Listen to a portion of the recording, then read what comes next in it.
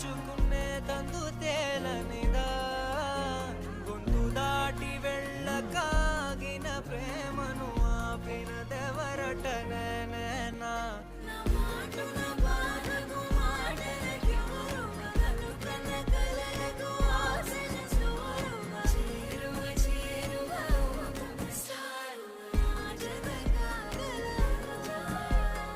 మనసును నడిపిన తొలి తొలి వెలుగు తలపును తడిపిన తొలకరి చిరుకు విరిసిన పెదముల చిరు చిరు నగవుకు నీవే కారణమా.